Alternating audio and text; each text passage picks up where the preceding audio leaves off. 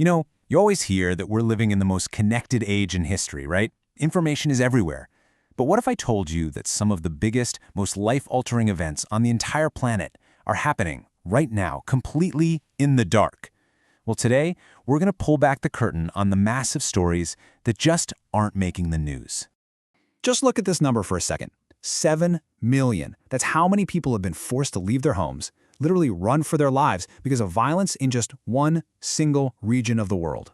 So, the big question is, where is a crisis of this scale actually unfolding? And maybe more importantly, why isn't a story about 7 million displaced people on the front page everywhere?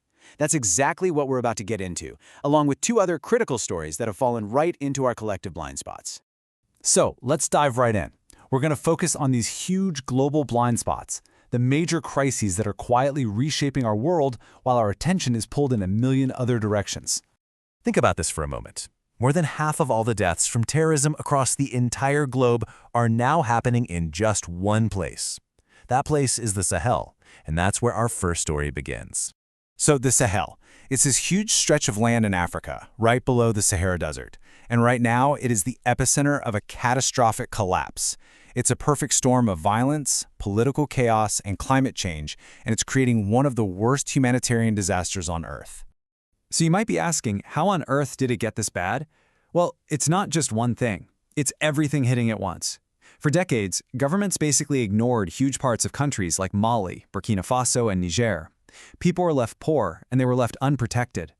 Then in 2011, after Gaddafi fell in Libya, a flood of fighters and weapons poured into the region, which just fueled all this conflict. Jihadist groups saw an opportunity and started to spread. And as people lost faith in their governments, they started supporting military coups. All of this is happening while the environment itself is collapsing, forcing farmers and herders into conflict over less and less water and land. And the result of all that? It's terrifying. Just look at this chart. Since 2019, deaths from terrorism in the region have shot up by nearly 10 times. In 2024 alone, over 25,000 people were killed. I mean, this isn't a slow-moving problem. It is an absolute explosion of violence. And the human cost is just staggering. Right now, 22.5 million people in the Sahel need urgent humanitarian help just to survive. To get food, to find clean water, to have a safe place to sleep. And most of them are women and children. And the tactics being used are just brutal. This isn't some distant war fought on a battlefield. As this quote shows, armed groups are deliberately surrounding entire villages just to starve people out. They're destroying water pipes, burning down schools. Over 1.7 million kids are now left with no education at all. Okay, now for our next blind spot. This crisis isn't about explosions or conflict. It's an invisible disaster happening literally right underneath our feet. It's the global groundwater emergency. So, groundwater is the water that's stored in these deep underground pockets called aquifers. It's supposed to be our planet's backup plan, right? Our emergency reserve for when there's a drought. But as you can see here, we are pumping it out way, way faster than nature can refill it. A massive 70% of it is going to agriculture, mostly to grow food in very dry places. Now, here's the problem. When you suck that much water out from underground, something has to fill that empty space. And that leads to this phenomenon called land subsidence. It basically means the ground itself starts to sink and collapse. Here's how it works. It's pretty simple. We pump out huge amounts of water. The layers of clay and rock that were being held up by all that water pressure just compact and collapse. And then the surface sinks. This is not a theory. It's happening right now. Huge cities like Jakarta are literally sinking into the sea, cracking roads and breaking buildings as the ground just gives way. And believe it or not, it gets worse. In places near the coast, as you pump out the fresh water, salt water from the ocean seeps in and ruins what's left. The sinking ground can also release toxic heavy metals like arsenic into the drinking water, which leads to higher rates of cancer. But the most crucial thing here is that we're getting close to what's called a risk tipping point. Once those underground wells run dry and the farms fail, there is no plan B.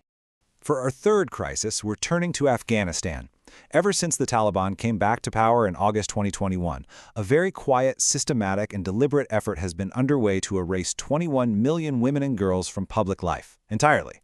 It's a system that many are now calling gender apartheid.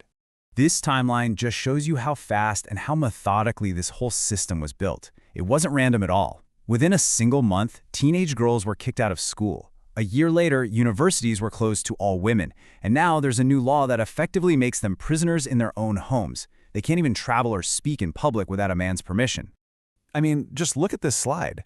The before and after is so stark.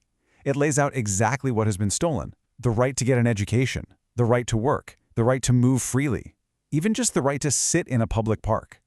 For 21 million people, their entire world has been shrunk down to the four walls of their house.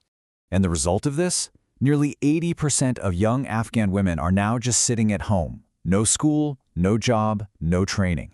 An entire generation's potential is just being snuffed out, which is leading to what experts are calling a massive and absolutely devastating mental health crisis across the country.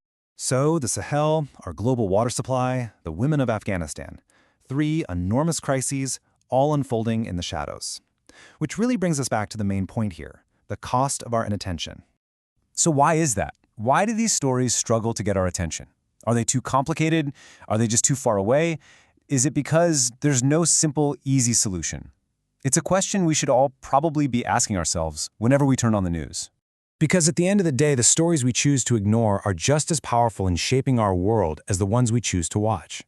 They create these vacuums where suffering grows and futures are just lost. So the real question isn't just about what's happening in these blind spots, but what we are allowing to be built in the silence while we're all looking the other way. Thanks for watching.